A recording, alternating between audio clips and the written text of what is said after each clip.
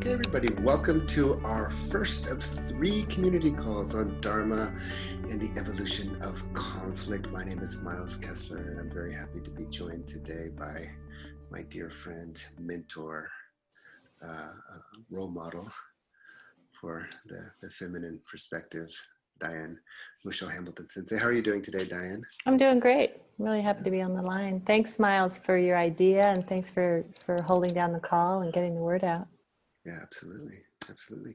Well, so like I said before, we had about 150 people register for the call. Not everybody's with us today, but hopefully they'll be watching the replay.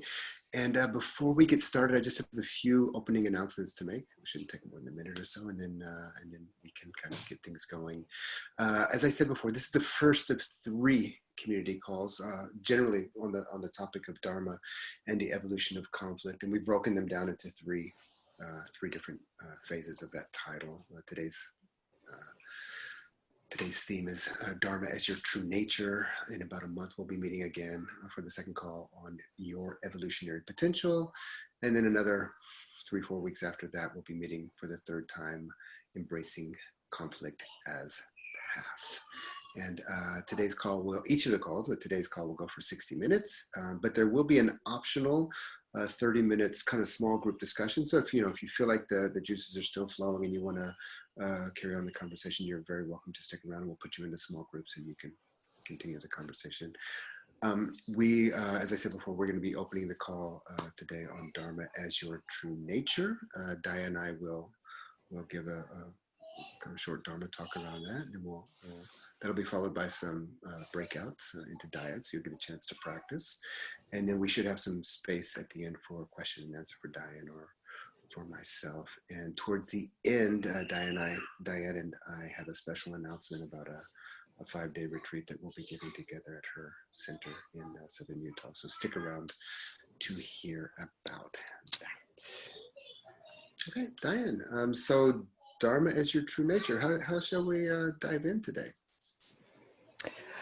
Well, I'll just say maybe a little bit of a headline about our topic, and then you and I thought it might be helpful to talk to each other about our story and how we came to Buddhist practice and right. Why we're still in that world as deeply as we are. So I think that that question that I've had for myself around what is the role of practice, and we could even say realization. So conflict is an extreme expression of two-ness, right? And what changes when we realize our fundamental oneness, and how does that fundamental oneness inform the experience of two-ness? I think of conflict often as an exaggerated difference. More intense emotional states, sometimes resources, depending on where you are in the world. There could be a long history and territory.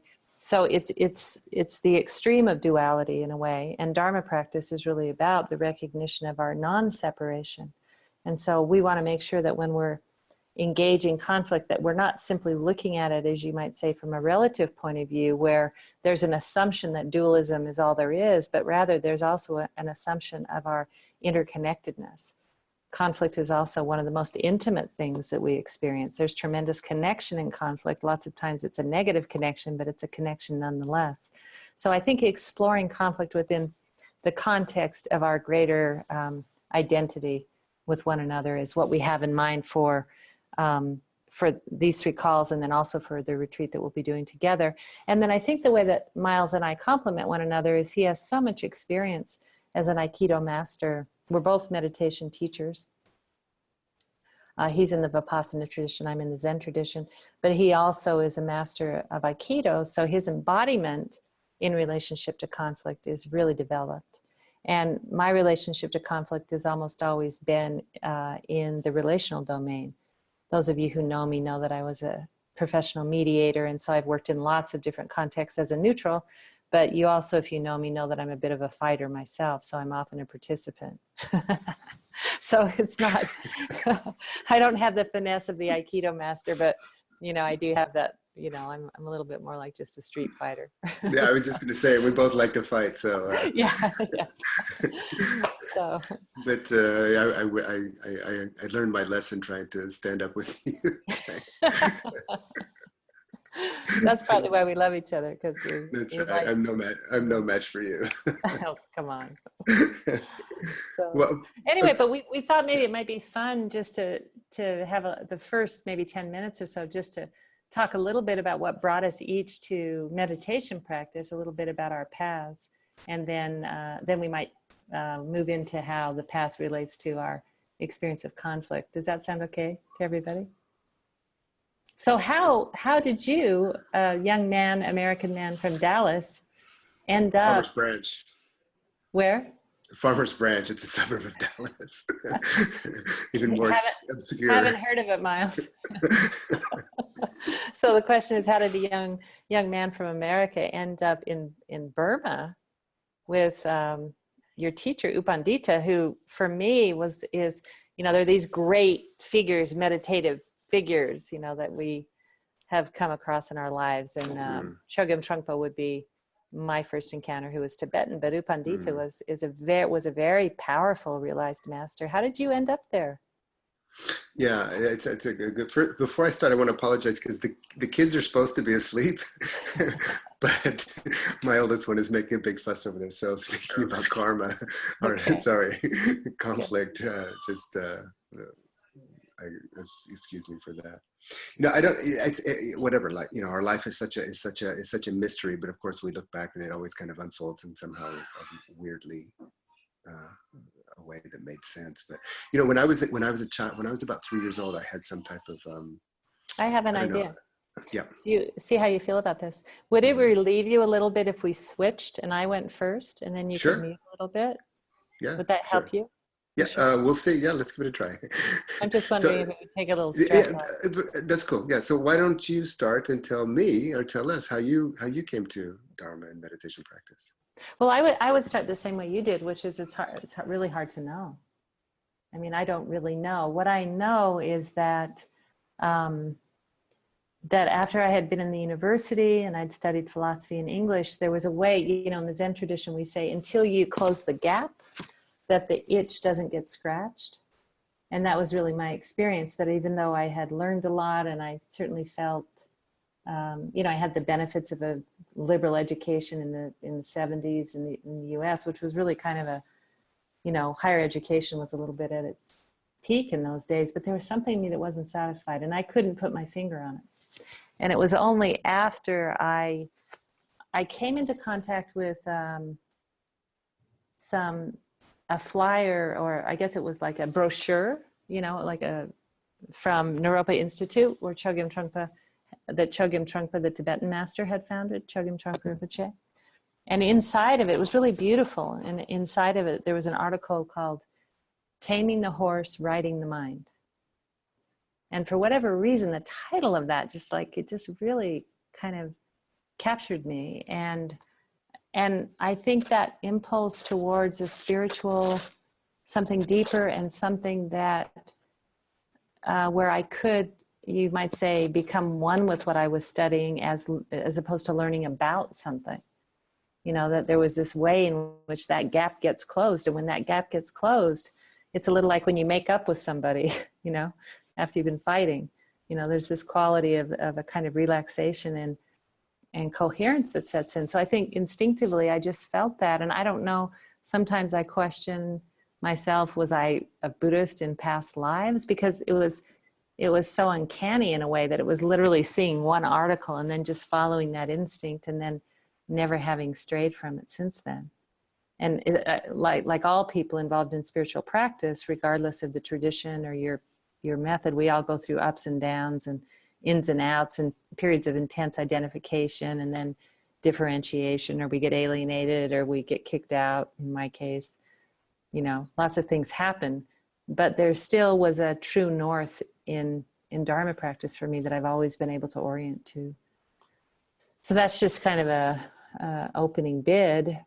Go ahead, Miles. How about yourself? Well, yeah, I mean, it's like you were saying about, the whole idea of the ego extend to existence is really a sense of separation. And it's that, you know, like you said, you came across to that, and like you came across that article. It's like making up with a friend. That making up with a friend is this kind of sense of wholeness happens, you know. And this is really, I suppose, you know, what we are all. That's the call that we're answering whenever we go towards our potential, I think. And I had some pretty profound and unique and short experience as a 3-year-old boy with some type of pure witnessing experience. Had no idea what it was at the time, had no way to put it even in the reference of my mind, but it stayed with me as a reference point my whole life. So going, you know, growing up as a young boy, that was always something that just never disappeared. And, you know, and the separation, I always experienced more or less, you know, suffering. And with the exception of when I was engaged in some type of embodied play, sports or martial arts. And I loved it. And I would enter into some type of flow state. And in a way, I kind of, looking back now, I realized that I was always looking to kind of come back to this place where I felt whole, complete again. And I had this reference, and you know, martial arts became more and more, because martial arts is some type of somehow twined together with a bit of a spiritual path in many of the traditions. And I started going more towards you know, the spiritual pursuit. Martial arts is a spiritual pursuit, and I did several martial arts, and I discovered Aikido, which is, you know, an expression of a profound spiritual realization of the founder, which we'll get into in further calls, I guess. But you know, that as soon as I was old enough to kind of go to Japan, I think I was 25 the first time I went, but I moved back there when I was 26 and stayed with my teacher there, doing really kind of the real deal hardcore discipline Aikido. So you went to Japan from the States to study Texas. Aikido. That's right. Yeah. Wow, good for you. And I was there for 8 years. I became, you know, more Japanese than the Japanese, as they say. And you know, climbing that ladder and, you know, achieving what I could achieve there as a young man, but realizing that I still wasn't reaching the brass ring that I was seeking for, that I was reaching for, was still just out of my reach. And there was no getting better, faster, and stronger. Wasn't getting it for me. Even though I kind of had a lot of Zen influence from being in Japanese culture and doing tea ceremony and archery, I was more drawn to the Vipassana world, highly inspired by the books of Jack Kornfield, Joseph Goldstein, and et al. So I went off to find their teacher. After I finished my period, 8 years in Japan, I went off to find their teacher, Sadhu Pandita, in Burma. And he I had kind of one of these, you know, ego breaking experiences with him. Well, actually, I had several. The first one I had. The whole thing was an ego breaking experience. Well, exactly. But in kind of a moment of truth, it's a longer story I won't even go into. But I was way out on a limb with him, and you know, sure that he would be very impressed with who I was, and he wasn't. And he basically told me, when you have spiritual protection, you don't need martial protection. And my world collapsed. The whole thing, the whole game. I guess I was about 36, 34, 35 then. And my whole egoic game that I'd been building up pretty much my whole life shattered. Because I was, you know, I was trying to find spiritual realization through martial perfection. And he just shattered the whole thing. And in a way that was a major turning point for me. I still continue to practice Aikido. I mean, I went through a lot of readjusting there, But, you know, it was that meeting with him that had such a profound experience that I just kind of dedicated to that, and that practice in him for the next 8 years, and continued to, you know, every year I was back in Burma on winter for a retreat for a total of 3 years, and you know, just went through it all with, you know, and got ground to a pulp. My ego got ground to a pulp. Old school. Totally old school, yeah. And God knows why I did that, because I'm such a postmodern person. But anyways, that's a whole nother conversation. But yeah, that was it. And I did, you know, through the struggles with my identification, because, you know, becoming a strong, let's say strong martial artist, my ego and my identity had really developed there as well. And, you know, as you know, Dharma practice is really letting go, taking off, taking away, removing. And the more we're identified, the more painful it is to remove, you know. Well, and we have to just keep in mind, everybody, if you want to be one, you have to remove the separation. Exactly. And that removing the ego, when we're identified with the ego as the source of our stability and strength, and yet it's that very identification that's creating the suffering, then we have to experience that kind of removal of egoic identification in order to experience ourselves as all things. So it's counterintuitive, but if you think about it, it makes a lot of sense. It's just that it's painful and crushing. I think this is where the Dharma and conflict come together, because you told me once, from Zen, that they have this saying, I have few desires but have great ones. Mm-hmm. And those great desires, which is still kind of an egoic pursuit, let's say the enlightenment project, I'm going to go for it, but it's still an egoic pursuit. But that will put everything relative to that, everything else. Mm-hmm. It will put you into conflict. You'll face an inner struggle with every other minor sub desire, and that cooks you. And mm-hmm. It does, absolutely. There is a way that you simply get worn down. Yeah, true. Right. Yeah. That's the good news. So what's the bad news? The wearing down. Yeah. So maybe we should take a breath and see if there's a question now. Do you want to, or do you want to keep going? Should we Sounds fine. Yeah, that sounds really good. Does anybody have a question that you want to ask about what we've been talking about? If you don't know how to raise the hand, I'll just say if you go to the bottom and click the participants button, you'll see on the right side of your screen, you'll see a place to raise your hand. So you can raise it electronically. If you raise it visually, I might not see you. So if you do have a question now or later, just push that button. We will get to you immediately or afterwards. So in terms of Dharma as our true nature, well, it means we're waiting for somebody to raise their hand, Diane. What would you say is the relevance of that in I mean, because I know for you, conflict's a big deal for you. It's an important thing for you. Yeah, I think the relevance is that we should be curious as to why conflict feels so bad.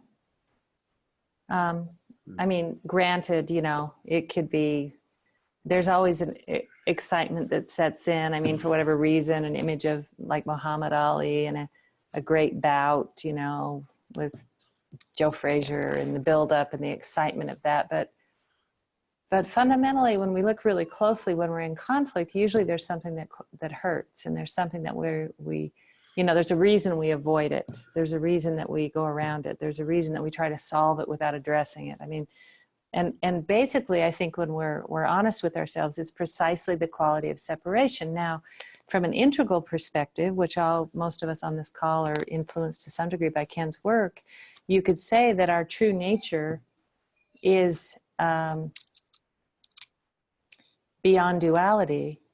To make it simple, you could say that our true nature is being, but the way that we grow is through becoming. So we actually grow through the encounter with difference. We grow, we develop more capacity through these issues that arise. I mean, there's a way that if you're in a highly, highly compatible relationship, basically all your preferences are just being affirmed all the time.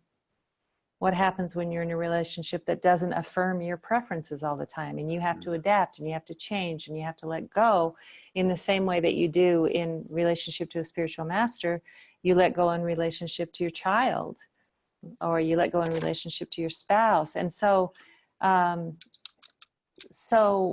think that the flip side is that we want always, once we've glimpsed this kind of taste of non-separation, the peace that comes from feeling ourselves the same as others, the safety that comes from sameness, and there's a tendency in us to want to solidify that state. And you find that a lot in spiritual communities where people kind of walk around in this sort of state of kind of oneness with like a spiritual glazed look, and then all the aggression is driven into the background and all the true conflicts aren't talked about and everybody's behaving, but something just ain't right. So the truth of the matter is we are both the same and different, and that we have to be able in our own lives to really include that, cultivate the sameness through our meditation practice, through our love of others, through our willingness to be vulnerable in relationship to people, and our willingness to drop our preferences, but then be willing to grow on the other side of the street by engaging our differences that are both exciting and then that become threatening at a certain point. So you could say that this idea of the evolution of conflict in a certain way is the practice of non-duality, meaning oneness and two-ness. It's not simply oneness. It's oneness and two-ness. And it's not simply two-ness. You know, the reason we have a practice is to realize ourselves beyond separation, so that we do have a really deep experience of being at home in the world. So that's kind of what comes up for me. What comes up for you when you think about Dharma and the evolution of conflict, Miles, in this moment? Well, yeah, I mean, Dharma for me is like you spoke about non-duality. Of course, in the Vipassana line, it's the ultimate realization is non-self. So which is still kind of the pathway is dualistic, because mindfulness is a dualistic practice. There's the part of the mind that notes, that's aware of an object, and that takes you further and further and further into it progresses you along the progressive insight in the meditation practice, which leads you from more self to less self, or to more non-self. And the Dhamma basically translated as, and there's many translations for it, has several ways that you can describe it, but in the Theravada tradition, it's basically means ultimate reality.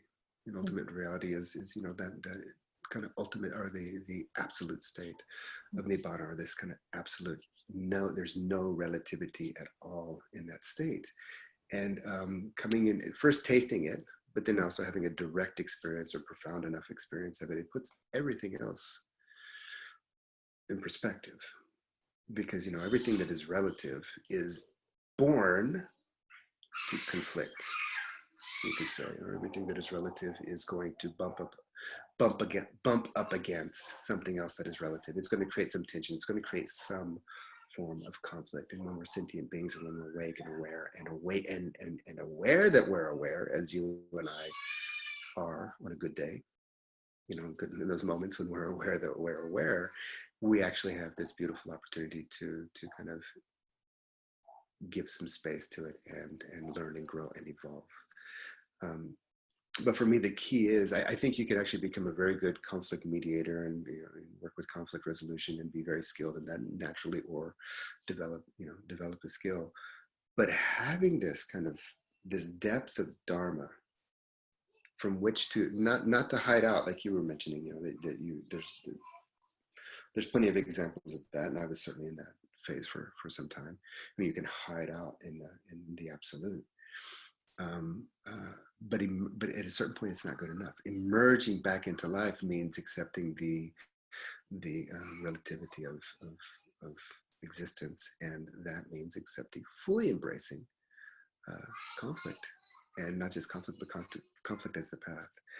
And it's a highly complex thing, but to have the simplicity of a deep state of non-self, or simplicity of a deep state of non-duality.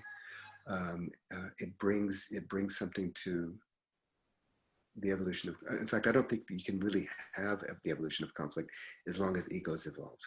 As long as the smallest amount of ego is there, it's going to be somehow, even when you work things out, it's going to be somehow perpetuating, the old rearranging the chairs in the Titanic. Even if it's done really well, the ship is still going down. But when you can drop into some absolute state, or when the ego can recede enough to the background to allow the conflict to unfold in the way that it wants to unfold, you return. Everybody's involved returns back to wholeness. And I do believe that having some depth, you could say a stable amount of mindfulness, certainly some type of meditative depth to bring to experience, is key to that.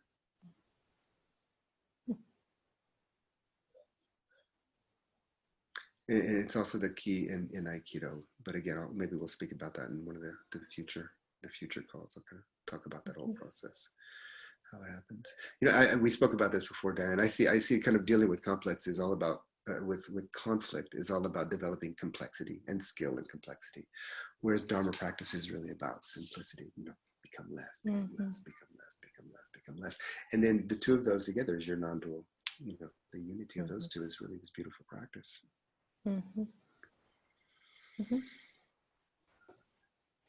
Yeah, we'll just take a breath and open it up and see if you have any questions or comments at this moment. Give you guys a chance to take in some of what we've said. And my old friend Robert Lawson. Hey, Robert, how you doing? I am doing great. It's nice to see you and new friends and Diane and Julia. Hi, Robert. I still like the way you look, Julia. I didn't think I'd see you today. So, I listened to your book, Diane, 2.5 times between Seattle and Tucson. Did you really? Thank you. I did, and I was thinking, well, this will be kind of interesting, maybe like a mediation perspective, and I can learn that. But it really appeared, what I realized, it was the best presentation of the precepts. Oh, great. Awesome. It's all about, and you just did and the precepts are like, these Buddhist root promises. I promise I won't kill people. I'll be nice, and et cetera, et cetera. But there's a prescriptive way, right? Like you're supposed to do this. But really, I think that they're what's the other word? Descriptive. It describes how Buddhas and awake people are naturally. Oh, And wow. so about conflict and complexity. So at the beginning, Miles was like kind of knocked a little bit off his thing by the kids running around and things not going the way he was. Mm-hmm. But because you were connected and not in the way of anything, he said, "Oh, Miles, could we change this? Would this make it better?" And that was a great example of that. The conflict didn't even happen because you saw this, without even thinking, there was this thing that you did. It wasn't complicated at all. And thanks. It was very cool. Well, thank you. And thanks for the shout out of the book. Did you get it from Shambhala's website, or how did you find the audiobook? You and Julia. Oh, okay. Awesome. Great. Thank you, Robert. I really appreciate that. Nobody's ever framed it that way, but I think in a certain way, you're right, because what are the precepts? They're simply the guidelines. Like you say, they create the container for practice, and they're the fruition of practice. So thank you so much. Thank you. I'm going to listen to it next time I drive up there. Okay, cool. Thanks, Robert. And Robert, where are you? You look like you're in the back of a meth van or something. Well, except for the meth part, you're right. It's like Breaking Bad. Exactly, yeah. That's getting converted. And this stuff here is insulation. And next time you see it in Utah, there's a good chance it'll have like regular walls and things. Awesome. That's I can't awesome. wait to see it. Great. Robert knows how to live, Indeed. Hey, Robert, I'm looking forward to seeing you in July. Yeah, I'm looking forward to it too. Yeah, thanks. Great. Okay, so Diane, there's no more hands up. What was next on our... You want to go into a breakout session? Yeah. Well, what we thought, everybody, is to give you an opportunity to actually take in a little bit and maybe practice your listening skills. So we were thinking that we would break into groups of 2 and pose the question of what we just talked about and explored. What, if anything, that either I said or Miles said had meaning to you? Like, what was the most vivid? What was the most useful to you? And then when we come back, that may also have stimulated some questions.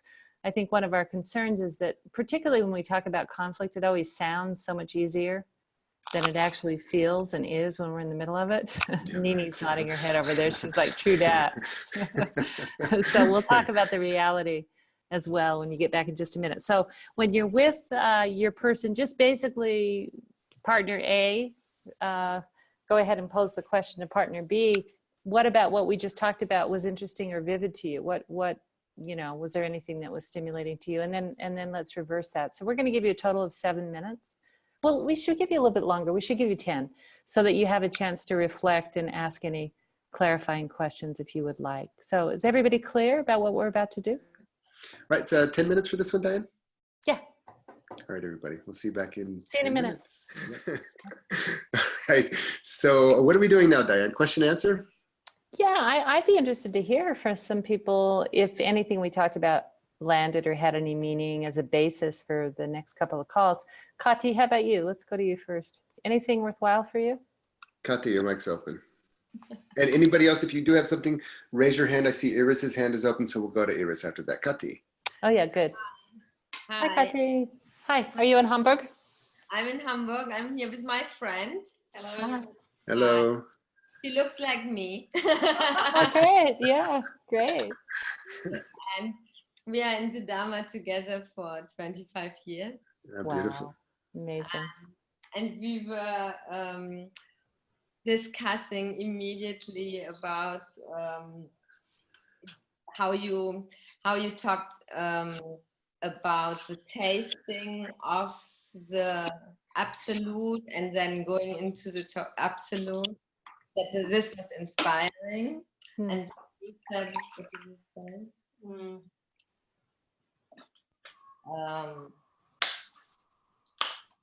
And then we were basically looking at our lineage and how we include Pova in all the, that this is freeing us so much. But I said it's only freeing us until we do Pova. Afterwards, we are still responsible for our acts and how we are in conflict. So that was our discussion. Yeah, beautiful. What's Poa? That's a meditation for conscious dying. Oh, beautiful. You learn conscious dying. The Tibetans have a certain transmission there. I'm beautiful. Tibetan side. Yeah, nice. Yeah, that's right. And it could equate a little bit to becoming less and less and less, because that's what happens when we transition, is our identification. Yeah. So when you talk about becoming less and less through Zazen, but the instructions are very specific, right, Kati, in terms of how to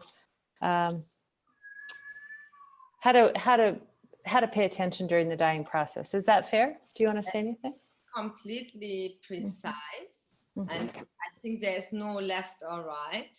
The teachings are extremely accurate, and you have to prepare that. You train for it, but then the promise is that you get liberated in the moment of death, and that's kind of a sweet confidence you get. It's really nice. Yeah, you can live a different life. We always say there's a life before and after Pova. Beautiful. Beautiful. Thank you. And thank you for joining. Thank you. So I'll go to Iris, and if anybody else has a question, do raise your hand. Mari's going to be next. And Diane said if you don't raise your hand, she's going to randomly call on you. Yeah, so get ready, guys. Especially if you feel a little bit of like tension, say yes. I'll totally call on you. Yeah. Iris, your mic is open. Can you hear me? Iris. Yes. Excellent, excellent. I was talking to two lovely ladies, one from Switzerland and one from Britain. Nice. And I'm originally from Israel. And when you talked about conflict, it's not just a theory, it's something that I really experienced. And I think we are in a time now where we really need a global world and a real leadership. And instead of nationality becoming stronger, that divides people and build walls, to build bridges and to unite the world to be really one. But not just in a theory, but really somebody to take the lead and find a way to govern a global world. So I was thinking, oh, Diane and Miles can start it. You know, I mean, if Trump can do it, anybody can do it. You know, so maybe Obama. Maybe Obama is a better choice than me. Well, I mean, as much as it's, I know it's radical what I'm going to say, but I don't see much different in their approach, because there is no including the world as one. As of course, Obama is different consciousness, but it's still, he could have done so much in 8 years to lift and to be an example to the rest of the world. We're including, and you know, we building walls. We think if we build walls, but maybe our next threat is not even people. Maybe it's computer. Maybe it's robots. Maybe they're going to destroy us. So, I mean, where do you draw the line? So I was just thinking how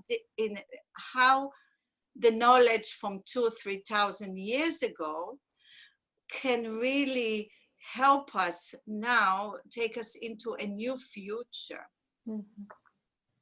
Just a bit about the ancient wisdom, absolutely. But remember, there's the ancient wisdom and there's the evolving reality of culture, and I think it needs both. We need the complexity of how to deal with. I mean, it's highly complex now, and there are no simple. It's systemic, and there are no simple answers. There have to be systemic answers, and that's just my kind of 2 cents worth. Diane, Well, do you want to say something? Yeah, just that I think your point, Iris, that we move from egocentric to ethnocentric, and nationalistic and tribal is an identity that's very, very deep in all of us. And particularly when we're under threat, we tend to find comfort and safety and protection in the people who are like us.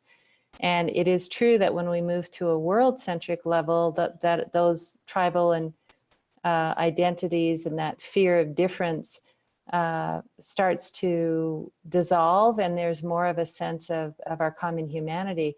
But it's a big developmental step. And if you think about how in your own spiritual practice that relinquishing the ego is such a challenge, relinquishing our national identity is an enormous challenge for a lot of people as well. So I think we have to keep, as you said, I mean, that's the direction, and we have to be patient. It takes time. Totally. And it's a question of what's the best means, and who are the best leaders, and what kinds of conditions and circumstances are going to lead us to that. So, I'm highly aware of what's been happening in Israel and the West Bank this last week, and what's happening here in the States with immigration. And so it's almost like as we move to a more world-centric identity, the backlash and the grip and the holding on to our old identities is almost even stronger. So, yeah. And Diane, also it might be helpful to point out the fourth turning and how the Buddha is the Sangha. And it's not going to be an individual Obama or whatever, Trump, the Antichrist, who's going to lead the world forward. It's going to be a network of awakened men and women, awakened beings that actually create an awakened network. Right, and they have to create some place for Trump. Yeah, exactly. But I'm also a little bit more pragmatic about it. I think politics is far away from that. So, we can do it outside of politics first. Okay. Okay, so yeah, do you want to take one more question, Diane, or do well, does anybody have a real question? Yeah, there's three more. There's 3 hands, or Mari had her hand up. Yeah, let's go to Mari. She's in Northern Ireland, so she has a view on this as well. Hi, Mari, your mic's open. Hey, well, I'm actually back in Dublin. I'm in Dublin now. Oh, you are? Okay. All right, good. Yeah, our curiosity, I was with Martine, and we had a curiosity around the ego. You had mentioned it, Miles, in that at one point there's an act where you drop the ego, and I just kind of get a bit worried about doing that at times. I'm just wondering, either of you, if you can speak to that, the role of the ego. Do we actually need to relinquish it in the middle of conflict? It's been my experience that I've done that, and that's created space, but it's really, I'm just wondering about it. Do you have thoughts on it? It's a great koan, because it's yes and no, right, Diane? Yeah, I mean, listening skills are an exercise in dropping the ego. I mean, there's so much that meditation and listening have in common, in the sense of quieting the mind, bringing our attention into the moment, emptying, being open and receptive to what's coming, and even being willing to listen when you're getting negative feedback. That's a tremendous practice in non-egoic identification. And I think, to be able to do that thoroughly in a way that you can actually really receive the perspective of the other side in a very real way and see the truth in it, that's a developmental milestone. You've heard me talk about this, Mari, but there's so many people that come into mediation sessions that really have a fundamentally almost impossible capacity to genuinely drop their own reference points enough to hear the truth in another reference point. To just simply be able to do that is probably enough for our lifetime. If you think about the evolution of human beings, the fact that we can get to a place to genuinely be able to do that, that's an innovation in consciousness. So, you should really feel good anytime you're able to really listen and hear someone else's perspective, particularly if there's a perspective about you in it that's challenging to you. So I think that the more complex part of your question is, to what extent do I drop it, and to what extent do I actually own my own preferences and my own wants and needs, right? And I think that to the extent that we suffer, to the extent that we're hurting, you can always look closely at where your attachment is. You know, it may be that I have an attachment to my mother's estate and I want the money, and therefore I'm fighting with my brother about it. Well, yeah, if you let go of your inheritance, you could certainly relax, but that might not be the most skillful thing to do. So, you know, in Zen, we have a koan, you know, where you have to kind of live the difficulty and the complexity. And so I think that the capacity to relinquish, to listen, to receive another truth, and the capacity to stand in your own wants and needs are both really necessary. And there's no prescription for that. You have to live it each time that you're in a conflict to decide. Great. Yeah. Yeah, and I would just add to that, you know, in terms of dropping the ego, in Dharma practice, quite literally, you and I, the agent, you can't drop the ego. The agency is the ego itself. So a gradual Dharma practice, the ego begins to thin out or loosen, or at some point release, but only in that kind of meditative, you know, it's a state experience which will profoundly shift your reference point. But the ego itself, you know, to think that the ego is the enemy, or we need to get rid of the ego, is a bit of a misperception, of course. And I think that the sweetest or some of the sweetest fruit of our Dharma practice is actually when we can kind of drop into our more authentic, or no, more true self, or non-self, you know, some type of non-dual consciousness or unity consciousness, where we are literally free of the ego, and then re-inhabit our historical personal self. And you know that, and that's what Diane and I were talking about, this, the authentic self. That's what true authenticity is. It doesn't mean getting what's on your chest, getting what's on your chest off. I mean, you can be authentic that way, but when your kind of meditative consciousness, or your true self, kind of comes together with the historical self, the personal self, then something quite unique starts to happen. And I see it as the you know, it can be a linear thing. I'm in the ego, I get out of the ego, so to speak, and then I re-inhabit from that depth. In a nutshell. So, Diane, we have come to the end of our 60 minutes. So the topic for our next call is going to be our evolutionary potential. Is that right? That's right. Yeah, and it's going to be on Tuesday, May 5th. Sorry, May 1st. It's going to be the same day, same time, May 1st. And the third call, by the way, will be June 5th, a month later, and that'll be the path of embracing conflict. And yeah, that's the three of these calls. Kind of the overarching theme is Dharma and the evolution of conflicts, which happens to be the title of a special event we're going to be giving in July. Diane, do you want to say something about that? Yeah, Miles is going to be in the States, and so because he's here visiting, he's coming to Utah to our retreat center at 2 Arrows Zen in southern Utah. And Julia, can you tell us the exact dates that we're doing that? Thank you. Yes, we've got July 11th through the 15th. July 11th through the 15th. You can go to our webpage at 2arrowzen.org if you want more details and if you're interested, or you can email Julia at admin@2arrowzen and she'll give you the details if you're interested. We'd love to see you there. I know you're coming, Robert. That'll be great. I'll put everybody in small groups of like 5 people. You can continue on the conversation. If not, thanks for joining, and to see you all soon. All the best. Bye, everyone.